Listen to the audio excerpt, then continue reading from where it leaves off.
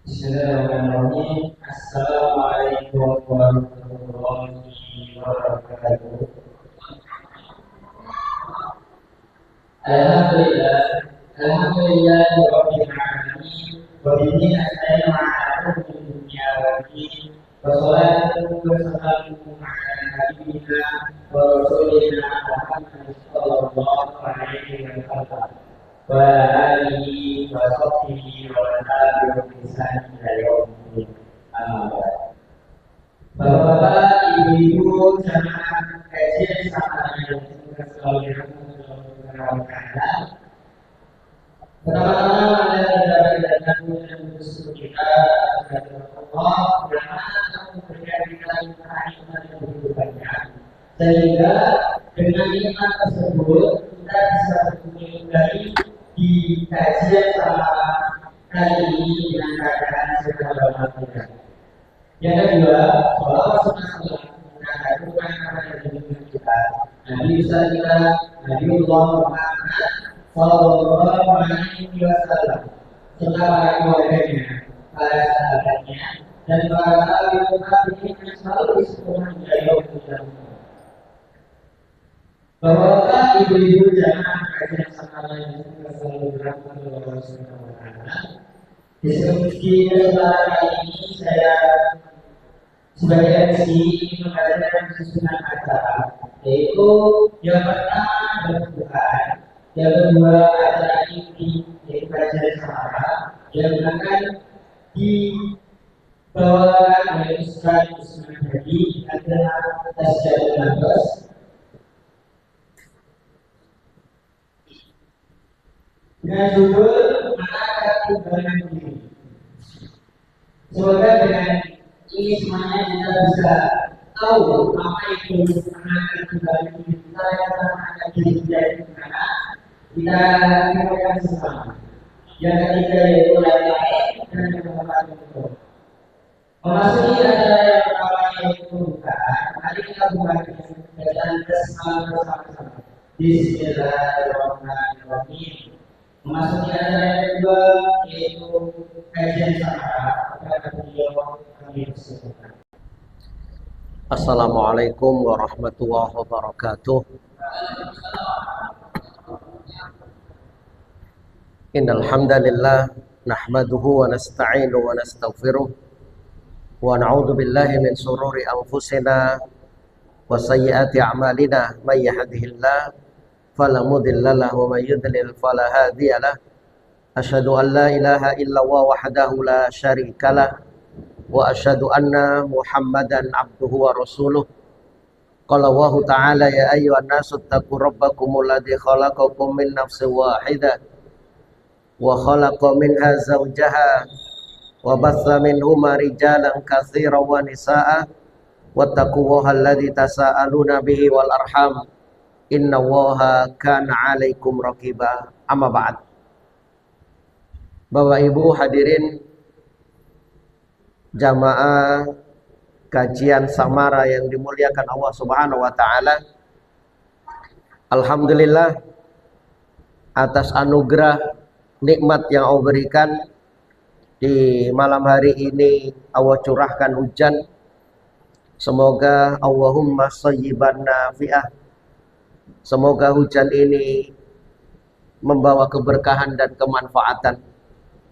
Dan juga semoga hujan yang Allah turunkan ini, sebagaimana pembahasan kita di malam hari ini berkait dengan tazkiyatun nafas, semoga hujan yang Allah turunkan ini selain membawa manfaat juga bisa menggugurkan dosa-dosa kita karena kita hadir di majelis yang awat cintai.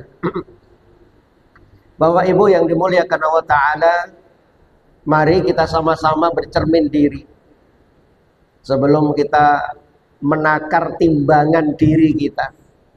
Sanjenengan kadang perlu bercermin, Pak Bu. Untuk apa? Menengok. Cermin itu yang paling jujur. Jenengan tersenyum, cerminnya juga tersenyum. Jenengan marah, cerminnya kelihatan marah. Elek, cermin yo tetap elek. Nggak ada kemudian elek bercermin akhirnya kok tadi ayu. Atau mungkin cantik bercermin jadi jelek, yang dimarahi cerminnya. Enggak. Maka jenengan mari kita sama-sama bercermin diri, menengok seberapa kotor wajah kita, seberapa kotor diri kita. Makanya saatnya kita menimbang diri dengan kejernihan. Kira-kira diri kita ini bobot timbangannya, banyak kebaikannya atau banyak keburukannya. Bapak Ibu yang dimuliakan Allah Ta'ala, lah berkait dengan menakar timbangan diri ini, ada beberapa poin yang saya sampaikan. Yang pertama, Bapak Ibu, resapilah bahwa diri saya jenengan ini banyak dosa. Harus saya jenengan resapi, harus saya jenengan yakini, harus saya jenengan sadari bahwa diri saya, diri antum itu banyak dosa. Kullu bani Adam khata'. Semua anak Adam itu punya salah. Gak ada anak Adam yang gak salah itu kecuali satu yang maksum, yakni Rasulullah Muhammad sallallahu alaihi wasallam. Dan ini Bapak Ibu, sadari bahwa diri saya jenengan ini banyak salah, banyak orang yang lalai, banyak orang yang tertipu, seolah-olah dia merasa tidak punya dosa. Na'udzubillah min dzalik. Yang jadi pandangannya, yang dia lihat hanya amal solehnya, ketaatannya, kepatuhannya. Maka di sini loh orang ini terjebak pada kemudian memudah-mudahkan kesalahan. Allah wong salah ngono. Makanya ada guyonan, mohon maaf, ada di negara kita ini departemen yang di situ banyak, padahal departemen di situ banyak orang ngerti agama tapi banyak korupsinya. Kalau ditanya loh kenapa, harusnya kan nggak banyak korupsi, kok malah justru sarangnya korupsi. Kenapa? Karena dia mungkin, mohon maaf, ini bukan saya Pak, saya menukil aja. Karena dia ini tadi merasa dia sudah ngerti agama, sudah ngerti bahwa dia banyak amal solehnya, kemudian bermudah-mudah dalam kesalahan, dan seolah-olah dia ngerti bagaimana caranya bertobat. Makanya kemudian dia meremehkan dosa. Kenapa kok banyak korupsinya? Kenapa banyak pelanggarannya? Kenapa banyak maksiatnya? Karena dia tahu jalannya taubat. Naudzubillah min dzalik. Allah berfirman di surat Al-Kahfi ayat 103-104. Kul hal nunabbi'ukum bil akhsarina a'mala. Katakanlah, apakah akan kami beritahukan kepadamu tentang orang-orang yang paling merugi perbuatannya? Mbak Bu, Allah menyampaikan, maukah kalian aku tunjukkan kepadamu orang-orang yang paling merugi perbuatannya? Kalau di dalam surat Al-Ghasyiyah itu amilatun nasibah. Nah ini alladzina dhalla sa'yuhum fil hayatid dunya. Orang yang paling merugi adalah orang-orang yang telah sia-sia perbuatannya dalam kehidupan dunia ini. Amilah, dia melakukan amal, dia melakukan perbuatan, dia melakukan amal soleh tadi. Nasibah, tapi dia celaka. Kalau di sini orang-orang yang telah sia-sia perbuatannya dalam kehidupan dunia, dia melakukan amal, dia melakukan perbuatan, tapi tidak ada manfaatnya. Wahum yahsabuna, dan mereka mengira annahum yuhsinuna sun'ah, bahwa mereka berbuat sebaik-baiknya. Aku wis berbuat sebaik-baiknya. Ini loh Pak Bu, jangan saya jenengan terperdaya dengan merasa yang paling bersih, merasa yang paling alim, merasa yang paling paham, merasa yang paling tahu, sehingga kemudian dia ini meremehkan. Bahkan orang kayak demikian itu bisa, bentuk lain dari itu adalah keengganan mencari keutamaan atau nilai tambah sebuah ibadah, karena dia sudah merasa cukup itu. Semua yang dilakukan cuma yang wajib, terus gak perlu sunnah. Sholat yang penting wajib, betul. Ketika ada seorang sahabat, ya Rasulullah, tunjukkan aku Islam, maka Rasulullah mengatakan, hendaknya engkau melaksanakan sholat 5 waktu. Apakah ada selain itu? Tidak ada, kecuali sholat sunnah tatawwu. Kamu tidak menambah, tidak mengurangi lagi. Kemudian tunjukkan yang lain Rasulullah, ya Rasul. Kemudian Rasul menyampaikan, hendaknya engkau zakat. Apakah ada selain itu? Sedekah sunnah atau zakat sunnah tatawwu. Maka orang ini tidak menambah, tidak mengurangi. Maka Rasulullah mengatakan, maukah kau aku beritahukan siapa penduduk surga? Itulah orang tadi. Tapi yang wajib diperhatikan, jangan kemudian, mohon maaf, kita terjebak di sini karena merasa sudah sempurna, tidak ada salah, sehingga kemudian yang wajib aja dilakukan, sunnah tidak. Kenapa saya menyampaikan ini, hadirin yang dimuliakan Allah Ta'ala? Karena pernah saya itu menyampaikan berkaitan dengan keutamaan yang sunnah, seperti sholat-sholat sunnah, nawafil, qobliyah, ba'diyah. Seperti begitu pula puasa, selain puasa yang wajib, ada puasa sunnah. Lah kok jamaah ini mengatakan dengan entengnya, Pak, aku yang penting wajib, gak perlu sunnah. Loh, padahal seperti sholat, saja dengan sholat, kira-kira sholat kita sempurna tadi maghrib?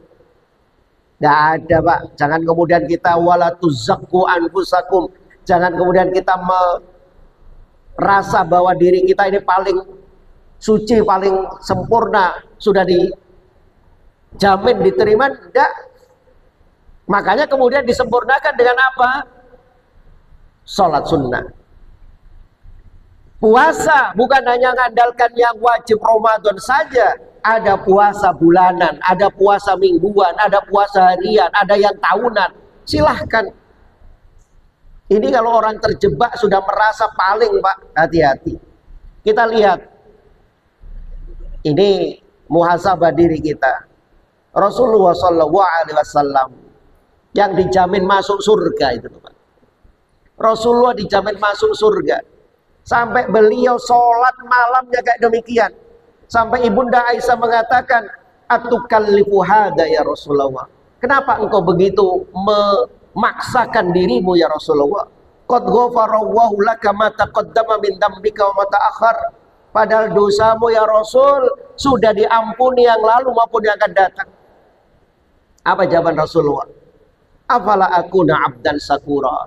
Tidakkah aku ini menjadi hamba yang pandai bersyukur? Loh, Masya Allah. Kita lihat Rasulullah yang maksum, tidak ada salah dan dosa. Bagaimana istighfarnya beliau.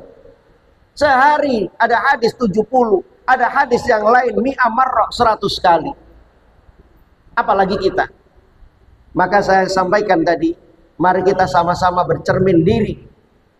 Jangan sampai kemudian kita ini merasa tidak ada salah, resapi bahwa diri kita ini banyak salah, resapi bahwa diri kita ini banyak dosa, maka tidak terasa hadirin ketika tengah malam kita hamparkan sajadah menghadap Allah Ta'ala, bercucuran air mata. Kemudian Yang kedua, menakar diri kita, menimbang diri kita adalah senantiasa kita berusaha berlatih diri untuk menerima nasihat dari siapapun datangnya.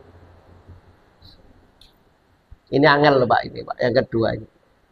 Berlatih diri menerima nasihat dari siapapun orangnya, selama itu dari Al-Quran dan As-Sunnah. Ada pepatah mengatakan, Bapak Ibu, gajah di pelupuk mata tak tampak, sementara kuman di seberang lautan jelas. Kesalahan orang lain begitu jelas buat kita, tapi kekhilafan diri kita sendiri tidak pernah ada yang tahu. Makanya di surat Al-Baqarah ayat 44 Allah berfirman, atakmurunan nasa bil birri. Mengapa kamu suruh orang lain mengerjakan kebaktian, mengerjakan kebaikan? Watan sauna anfusakum, sedang kamu melakukan atau melupakan diri, kewajibanmu sendiri.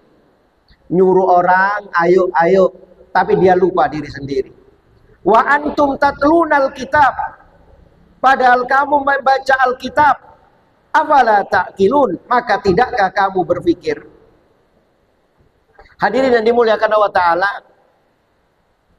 istilahnya di sini, tidak semua orang yang faham tentang teori salah, mohon maaf, tidak semua orang yang faham tentang teori salah, tidak semua orang yang faham tentang teori dosa mampu mendeteksi dan mengoreksi dirinya sendiri. Orang ini kalau ngomong gampang, mohon maaf, termasuk mungkin saya, nyalahkan orang, kemudian ngoreksi orang, itu gampang maknanya ini. Tapi ketika kita ini mengoreksi diri sendiri, nggak mau dinasehati, nggak mau kemudian menerima nasihat dari orang lain, karena apa? Merasa diri kita ini paling benar. Banyak hadirin, apalagi sekarang itu, wah, nggak dari golonganku nggak diterima, kemudian menjelekkan orang, mengkafirkan orang, membid'ahkan orang. Kalau bukan dari ustadznya tidak mau. Selama kita ini masih Al-Quran dan hadis yang sahih, maka ambil. Jangan hanya kemudian kita ini bisa memerintahkan, tapi tidak bisa melaksanakan. Yu'ta birrajuli yaumal qiyamah. Hati-hati di sini. Lebih-lebih saya yang ngomong gini, Pak. Didatangkan nanti pada hari kiamat seseorang, fayulqa finnar, lalu orang ini dilemparkan ke dalam api neraka. Fatandaliku aktababatni, sampai kemudian ususnya bercerai-berai, brodol ususnya. Fayaduru biha kama yadurul himar firraha. Lalu ususnya yang terburai itu, Pak, diikat. Seumpama ini ada ikatan itu, ususnya tadi diikat sini, kemudian dia berputar-putar mengelilingi ini tadi. Jadi kalau kambing itu diikat lehernya, kemudian dia berputar-putar di sini. Lah ini bukan lehernya diikat tali, tapi nama ususnya terburai. Kemudian ususnya ini diikatkan di situ, kemudian dia berputar-putar di situ. Fayajtami'u ilaihi ahlun nar. Maka kemudian berkumpul, mengerumuni orang tersebut. Siapa ahlun nar? Penduduk neraka. Penduduk neraka mengelilingi orang tersebut, hadirin. Yang itu tadi, berputar-putar ususnya itu tadi. Fayaqulun, kemudian penduduk neraka ini mengatakan, ya fulan, wahai fulan, malak, kenapa kamu? Kok kamu disisa kayak demi ini, kenapa? Alam taku ta'muru bil ma'ruf wa tanha 'anil munkar. Bukankah kamu dulu yang memerintahkan amar ma'ruf, mencegah yang mungkar? Bukankah dulu engkau yang mau beri nasihat? Bukankah engkau dulu yang melarang-larang? Fayaqul, maka dia mengatakan, bala, iya, aku dulu ayo sholat, ayo ngaji, ayo sedekah, ayo berbuat baik. Bala kuntu amuru bil ma'ruf wala atihi. Tapi ketahuilah, aku memang dulu memerintahkan yang baik, aku memerintahkan naik sholat berjamaah, walam atihi, tapi aku tidak mendatanginya. Na'udzubillah min dzalik, wa anha 'anil munkar, dan aku mencegah jangan berbuat mungkar, wa atihi, dan aku malah justru mengerjakannya. Nek wong Jawa napa niki, Pak? Jarkoni. Iso ujar, gak iso nglakoni. Hati-hati iki, Pak. Apa maneh sing ngomong ini? Maka disinilah seseorang itu butuh bantuan orang lain untuk apa? Menerima nasihat. Jangan kemudian sok pinter, sok suci, sok yang paling sunnah, sok yang paling bener. Kemudian apa? Gak mau diberi nasihat. Apa sih sombong itu? Rasulullah pernah bertanya, apa sih dosa itu dan apa sih sombong itu? Maka Rasulullah, mal ism, apa sih dosa itu? Dosa itu adalah mahaka fi sadrik wa karihta ayyattolia alai nas. Kata Rasulullah, dosa itu mahaka fi sadrik, apa yang bergemuruh, berkecamuk di hatimu. Sanjenengan enggak tenang, sanjenengan enggak napa namanya? Enggak bisa tenang, bergemuruh di hati kita. Wa karihta ayyattolia alaihin nas, dan sanjenengan malu kalau apa yang sanjenengan lakukan itu dilihat orang. Itu dosa. Terus kemudian Rasulullah tanya, mal kibr, apa dosa itu? Maka Rasulullah mengatakan, dosa itu batrul haq. Dosa itu menolak kebenaran. Sombong ya. Sombong itu apa? Batrul haq, menolak kebenaran. Terus wa ghamtun nas, dan mengecilkan keberadaan orang lain, meremehkan orang lain. Itu sombong, Pak. Bukan jenengan pakai baju mewah, jenengan pakai kendaraan mewah, rumah mewah jenengan, bukan itu. Sombong itu menolak kebenaran. Salah dinasihati nggak mau. Kenapa? Yang kedua, Pak, menolak kebenaran karena apa? Meremehkan orang lain. Sapa sing nasihati? Si fulan, Allah ngaji endi wala ora usah digatekni. Ini banyak ini. Bahkan Rasulullah menyebutkan, tidak akan masuk surga orang yang ada dalam hatinya sebesar zarrah. Zarrah niku napa? Biji sawi, ada yang katakan itu. Tapi zarrah itu, Pak, jenengan kalau lihat di kamus itu, kalau semua pagi jenengan bersih-bersih, kemudian ada debu yang kena cahaya itu, Pak, berterbangan, itu zarrah. Seandainya itu ini timbangan, Pak.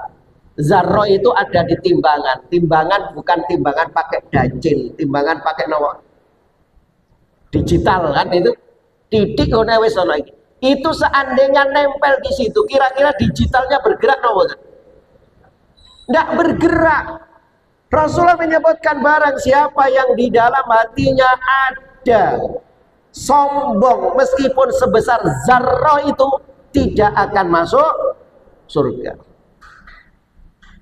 Dan termasuk menolak kebenaran, meremehkan orang, itu adalah termasuk sombong. Sebesar biji sawi atom nggak masuk surga. Lah nek sombong iku sak kepelan ngeten, Pak. Tambah yok nopo mah. Banyak orang kayak demikian. Hati-hati. Sehingga kemudian nasihat kadang disampaikan tidak mau. Lah ini juga muhasabah terhadap diri kita. Kira-kira kalau kita ini dinasihati orang, mau atau tidak? Dengarkan atau tidak? Kadang mohon maaf, mungkin muhasabah saya jenengan, Pak. Kalau orang itu yang nasihati diri kita, kan nggak dilihat siapa si fulan itu. Tapi ada makola, itu bukan hadis itu ya. Undur makola wala tandur mankola. Undur makol, lihat apa yang disampaikan. Wala tandur mankol. Dan jangan kau lihat siapa yang ngomong. Tapi kadang di tengah masyarakat, mohon maaf, ada orang yang nggak punya, ada orang yang secara materi nggak berada, kemudian dia menyampaikan, kira-kira didengar nggak, Pak? Padahal bener ini. Terus kemudian yang siji iki sing disampaikno iki ngawur, tapi soge wong iki. Kira-kira sing dirungokno sing pundi? Hati-hati Pak ini. Makanya dunia itu kata Rasulullah kan innamad dunya li arba'ati nafar. Di Riyadhus Shalihin itu ya. Dunia itu diberikan untuk 4 orang. 1, rajulun atahu wahu ilman wa malan. Seseorang yang Allah kasih ilmu dan Allah kasih harta. Ya, dengan ilmunya dia berdakwah, dengan ilmunya dia amalkan. Dia kasih harta, dengan hartanya dia bersedekah, dengan hartanya dia silaturahim. Maka dia semakin bertakwa kepada Allah dan dialah orang yang paling bahagia. Dialah orang yang paling mulia. Yang kedua, orang yang Allah kasih ilmu tapi tidak dikasih harta, Pak. Duit ilmu tapi duitnya gak banyak. Tetapi orang ini punya niat yang baik. Ya Allah, seandainya aku seperti fulan, ya Allah, aku akan mencontoh itu. Maka yang satu tadi dicontoh kebaikan dapat pahala, yang berniat nyontoh itu pun juga dapat pahala. Yang ketiga, orang yang Allah kasih harta banyak tetapi tidak kasih ilmu. Ini bahaya, Pak. Yang itu saya tadi katakan. Duit akeh gak duit ilmu. Lah ini mohon maaf, bukan kampanye ini, Pak ya. Ini kan sebentar lagi nopo? Pilkada. Masyarakat kita itu kadang memilih yang lihat visi misinya atau lihat sengekei duit akeh.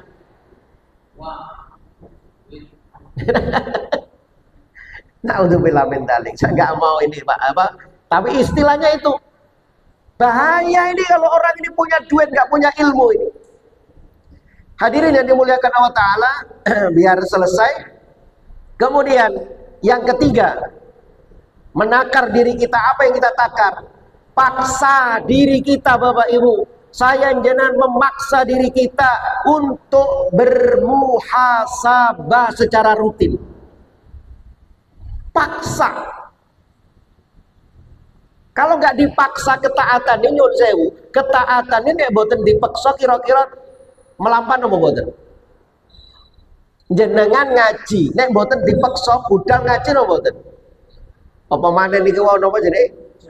Hujan. Wah, sampai di rumah tadi wis gak usah teko epi hujan nih. Lho wis diumumno bismillah berangkat. Itu saya contohkan. Saya jenengan ini paksa diri untuk bermuhasabah. Evaluasi. Maka kalau orang itu senantiasa muhasabah, Bapak Ibu, kalau dia dapat nikmat, senantiasa dia bersyukur. Kalau dia dapat ujian musibah, senantiasa apa? Istighfar. Maka Ibnu Qayyim mengatakan, dari bahagianya seseorang Itu 3. Idza utiya syakara, kata beliau. Kalau dia diberi, syukur. Itu tadi kenapa? Muhasabah. Idza tuliya, kalau dikasih ujian, namanya orang itu dikasih nikmat, dia syukur. Dikasih keberhasilan, dia syukur. Yang satu sisinya, idza tuliya, kalau dikasih ujian, maka sobaro, sabar, innalillah. Wa idza udriba, dan kalau dia muhasabah kemudian banyak dosanya, istighfar, banyak istighfar. Bapak Ibu yang dimuliakan Allah Ta'ala, kalau orang ini banyak muhasabah, di antara bagaimana cara saya dengan evaluasi diri, mengoreksi. Jadi caranya, ini saya sampaikan simple aja, mengoreksi dari hal yang wajib dulu. Kalau saya jangan mengevaluasi diri itu adalah yang wajib dulu. Berarti wajib dulu, sholat mungkin itu sudah dikerjakan tepat waktu, berjamaah. Kemudian setelah yang wajib, apa yang jenengan koreksi? Dikoreksi dalam hal yang haram. Apakah masih dilakukan atau tidak? Haram ini mohon maaf Bapak Ibu, kadang samar loh, nyun sewu. Seperti makanan haram. Ini mohon maaf. Kalau makanan haram kan jelas. Nopo? Babi, kan itu. Tapi darah dalam surat Al-Maidah itu hurimat alaikumul maita wadda walahmul khinzir wa ma uhilla li ghairillah. Tadi malam ada rapat MUI, Pak. Itu mau mengangkat materi, ada rakorwil itu berkaitan makanan non halal. Yang berkaitan dengan apa ini? Bukan, mohon maaf, nyuwun sewu, hati-hati. Ternyata saya itu baru tahu, Pak, bakso ternyata mengandung apa? Babi. Ada B, apa itu istilahnya? B2 gitu. Ada nasi goreng, minyaknya. Nah, ada napa malih? Soto. Sampai disebutkan kemarin itu, saya kaget loh. Bakso, soto, bahkan pecel itu, Pak. Kalau seumpama di situ campur dengan apa namanya? Barang-barang yang haram, kira-kira nyuwun sewu pedagangnya iki goreng, iki seumpama daging sapi, ayam, telur, tempe, terus goreng dede niku. Atau goreng napa namanya? Daging B2 itu tadi, kinten-kintennya di pertanyaan, wajahnya itu sama nopo ganti? Pasti sama, orang mungkin, Pak. Lu hati-hati. Makanya saya jenengan perlu banyak muhasabah diri. Yang haram kira-kira gimana? Kemudian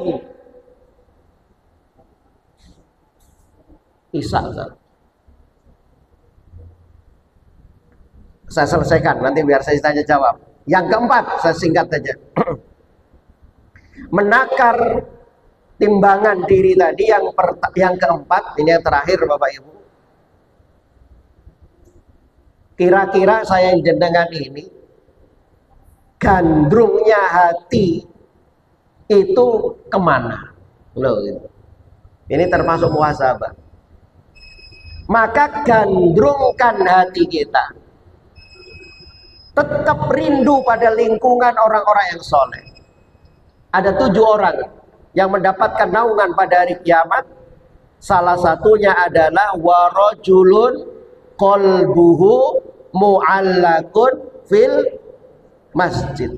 Seseorang yang hatinya ini tertambat di masjid, kira-kira hati kita itu, cari hati kita Pak Bu, kira-kira tenangnya di mana?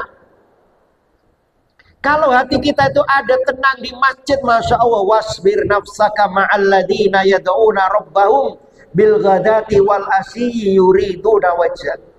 Dan bersabarlah kamu bersama dengan orang-orang yang menyeru Tuhannya di pagi dan senja hari dengan mengharap wajah Allah. Atau malah justru hatinya ini gandrung pada lingkungan orang-orang yang gak benar.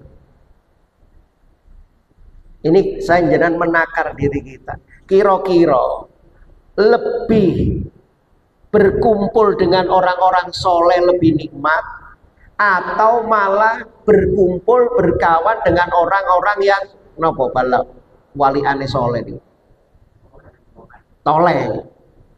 Kita ini lebih condong kemana? Kita ini lebih mempeng dunia apa lebih mempeng akhirat? Lebih gandrung pada dunia apa lebih gandrung kepada akhirat? Siapa yang tahu diri kita masing-masing? Allahu a'lam. Fadal adzan dulu. Kita ini senantiasa berteman, berkumpul, dan merindukan pada lingkungan orang-orang yang soleh. Teman-teman yang bisa mengajak diri kita, teman-teman yang bisa meningkatkan keimanan kita, teman-teman yang bisa kita ini semakin dekat dengan Allah Ta'ala. Maka kalau saya jenengan punya teman kayak demikian, jangan ditinggalkan. Teman yang baik itu adalah teman yang menunjukkan kita kepada kebaikan. Saya jenengan dilihat orang itu, kalau ditanya jenengan orang baik Pak Bu, panjenengan piyantun saya napa mboten? Pasti jawabannya napa? Saya. Maka Rasulullah menyebutkan almar'u ala dini khalil. Seseorang itu akan mencocoki kebiasaan teman karibnya. Falyandur ahadukum man yukhalil. Maka kalau jenengan kepingin tahu bagaimana orang ini baik atau tidak, maka lihatlah siapa teman karibnya. Allahu a'lam. Itu hadirin dimuliakan Allah Ta'ala, kita buka sesi tanya jawab aja. Ada 4 poin yang saya sampaikan tadi. Bagaimana saya jenengan menghitung diri kita. Satu, saya ulang, resapi bahwa diri kita ini banyak salah, banyak dosa, sehingga terus kemudian kita tingkatkan kualitas ibadah, taat kita. Yang kedua, berlatih diri untuk menerima nasihat dari siapapun. Jangan kemudian kita ini hanya menasihati tok, gak gelem dinasihati. Bahkan kalau dinasihati, lihat-lihat sopo sing nasihati. Yang ketiga, paksakan diri kita ini untuk senantiasa bermuhasabah secara rutin. Hasibu anfusakum qabla an tuhasabu. Hitung dirimu sebelum kamu nanti dihitung. Kalau orang ini sering muhasabah di dunia, salah satu hikmahnya nanti ketika dihitung di akhirat Allah kasih kemudahan. Yang terakhir tadi adalah gandrungkan hati untuk tetap rindu pada lingkungan orang-orang yang soleh, seperti di majelis ilmu kayak demikian. Allahu a'lam. Demikian. Monggo saya buka sesi tanya jawab. Waalaikumsalam warahmatullahi wabarakatuh.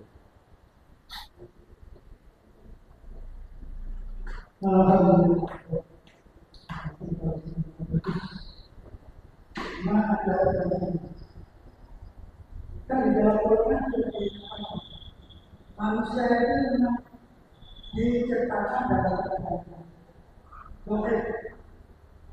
Jadi kadang-kadang ada orang yang bisa begini karena dia salah Allah. Saya dijadikan bersifat lemah. Kalau saya dijadikan bersifat kuat, namanya adalah sodakohnya. Terima kasih. Waalaikumsalam. Innal insana khuliqa halu'a. Ada yang nggak demikian juga. Manusia itu diciptakan dalam keadaan keluh kesah. Kemudian manusia itu diciptakan dalam keadaan lemah. Tapi ini bukan kemudian dijadikan argumen orang-orang yang menjadi pemuja hawa nafsu. Wong aku iki kan wayang, istilahnya ngonten Pak, ada yang katakan. Wayang iku opo jere dalang. Aku iki wayang, dalange sapa? Allah. Aku ngene iku berarti dikersakno sing ndukur. Ketika Rasulullah menyampaikan bahwa orang itu sudah ditulis termasuk beriman kepada takdir baik dan buruknya. Kemudian ada seorang sahabat bertanya, "Ya Rasulullah, kalau kita ini sudah ditentukan baik dan buruknya di surga atau nerakanya, berarti nggak usah kerja aja kita ini, diam aja." Tapi Allah tidak lihat di situ, tapi Allah lihat apa? Usahamu. Maka tidak boleh dan salah kalau orang ini mengatakan, "Aku zina untuk karepku." Karepe gak, tapi ono sing gerakno. Berarti ini termasuk takdir, ngawur. Aku nyuri ku karepku yo gak, tapi aku gak iso. Berarti takdirku aku tadi wahadainahun najdain. Kami sudah kasih dua jalan. Sudah kasih jalan, sudah kasih rambu-rambu. Kalau kamu kepingin surga, tempuh ini jalannya. Kalau kepingin neraka, ya ini jalannya. Kemudian manusia itu silahkan berbuat. Inna sa'yakum lasyatta. Usaha manusia itu bermacam-macam. Makanya di sini ada bimbingan. Memang kadang ada orang yang lemah iman, kemudian menyalahkan. Aku gini nih yo, mau nih Gusti Allah.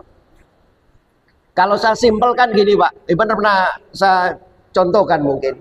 Itu berkait dengan rezeki aja. Ada Jabariyah, Qadariyah, itu berkaitan dengan rezeki. Yang satu beranggapan rezeki itu harus dicari, nggak ada hubungannya dengan Allah Ta'ala. Karena Allah sudah nyiptakan kita, Allah kasih kekuatan, Allah kasih otak, Allah kasih semua. Berarti kalau orang ini nggak makan, jangan salahkan dia di atas. Salahkan dia nggak mau usaha. Sing siji nih Pak, wonda. Rezeki itu sudah diatur sana. Kita ini sudah ditulis waktu dalam rahim. Apa? Bikat birizki wa ajali wa saqiyun au sa'idun. Dua orang ini nggak ketemu. Siji harus usaha, siji dungoy. Akhirnya dua-duanya ini debat nggak selesai, wes metu. Akhirnya si jene gamparkan saja dengan ngadep ulon, sing si jene metu. Kait metu dalan perempatan niki Pak. Lah kok ana wong kecelakaan, nggawa buah-buahan. Ditolong Pak. Terus ditolong oleh uang, upah, buah. Maka dia dengan bangga, "Lho iki lho bukti nih, aku metu langsung oleh buah." Wis sesuk mangan. Koncone sing ana masjid zikir ya Rozak mau Pak. Diceblek, wis ojo dikir ayo mangan. Mangan. Terus setelah makan dua-duanya kenyang, yang keluar, "Loh, sing bener aku kan? Aku ket metu ya oleh rezeki." Lah sing ana jero masjid gak mau kalah, Pak. Sing bener iku ya aku. Wong aku dikir, njaluk ya Allah, bila datang rezekiku maka kirimkan. Lho buktine aku ya mangan, wareg. Iki sing salah ndi, Pak? Sing bener ndi? Dua-duanya salah, dua-duanya bener. Ahlussunnah wal Jamaah digabungkan. Usaha dibarengi dengan doa. Maka ini termasuk rukun iman terhadap takdir. Allahu a'lam. Ngonten mungkin? Nggih, monggo.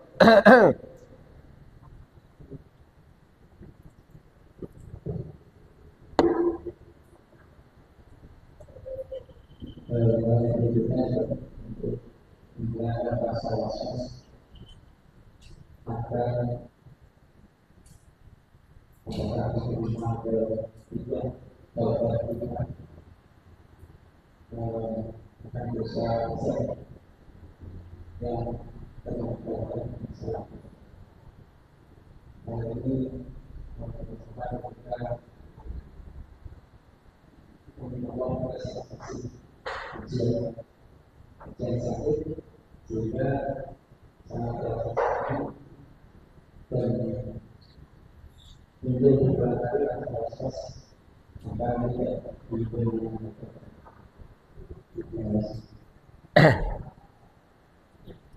Ya, Bapak Ibu yang dimuliakan Allah Ta'ala, bagaimana menghilangkan was-was dalam diri kita. Kadang kira-kira satu, ibadah saya ini diterima apa enggak? Tobat saya ini diterima atau tidak? Saya menukil apa yang dikatakan oleh Imam Hasan Al-Basri dulu. Sanjenengan itu hendaknya takut ada 4. Satu, kata beliau, takut kita. Ibadah sanjenengan ini diterima atau oleh Allah atau tidak? Siapa yang jamin? Nggak ada Pak yang jamin. Sanjenengan sholat tadi maghrib, jenengan asal sertifikat diterima sholatmu 25 derajat, nggak ada. Makanya sanjenengan perlu takut di sini. Yang kedua, dosa sanjenengan yang sudah kita lebur dengan istighfar taubat, kira-kira sudah diampuni oleh Allah atau tidak?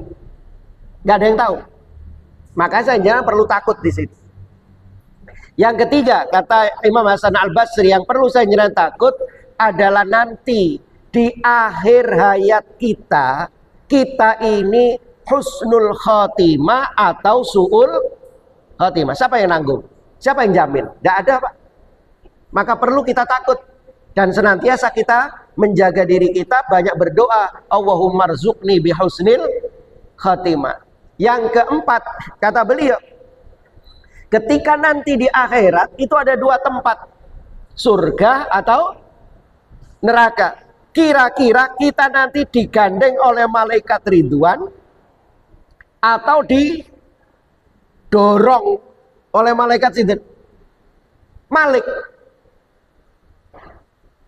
Ya kalau saya jenengan umat Islam pasti masuk surga, tapi yang jadi pertanyaan langsung nopo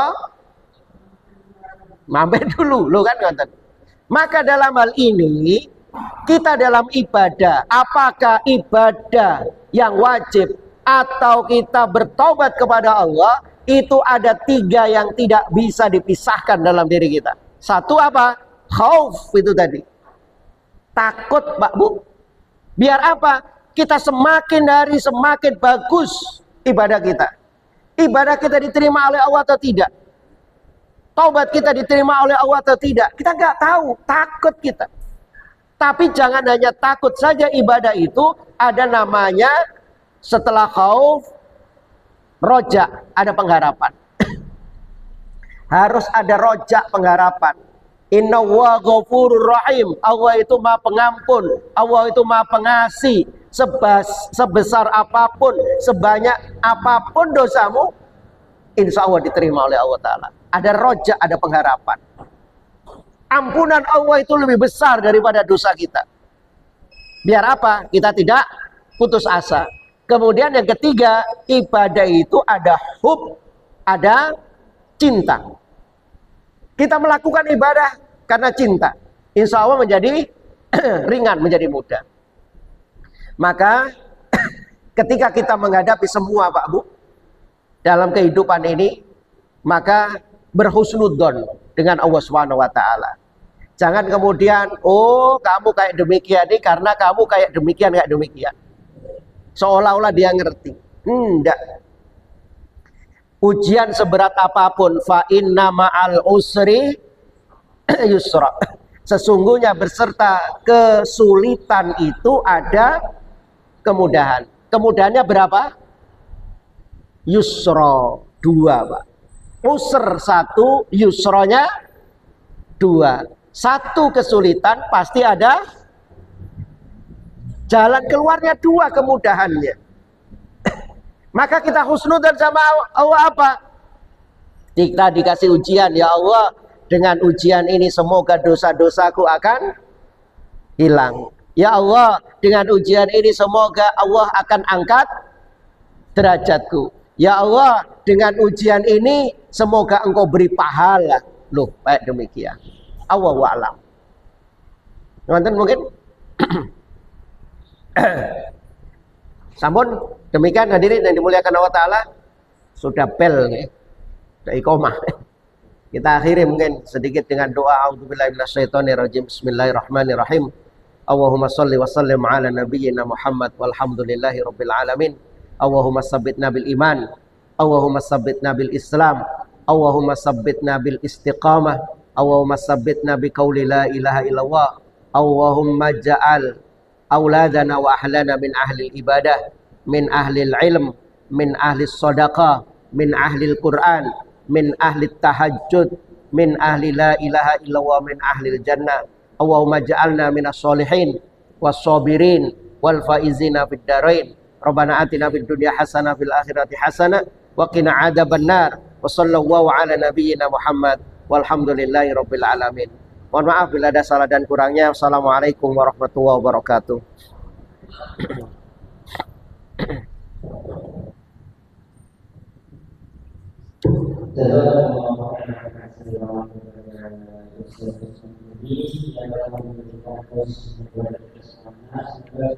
Apa yang telah dilaksanakan berada di hidup kita.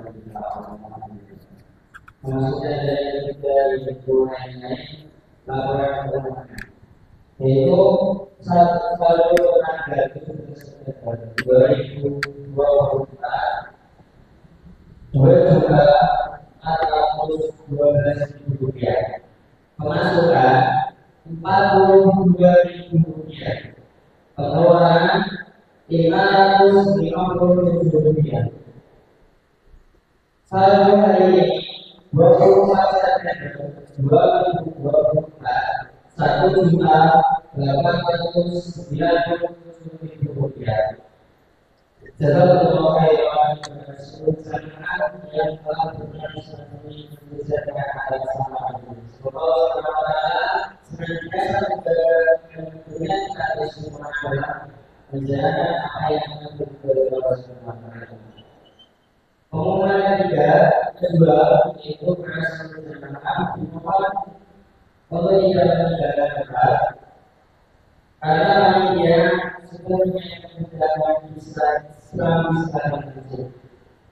Acara yang lepas dari untuk menaikkan kesulitan alhamdulillah. Nah ini saya mengatakan Wassalamualaikum warahmatullahi wabarakatuh.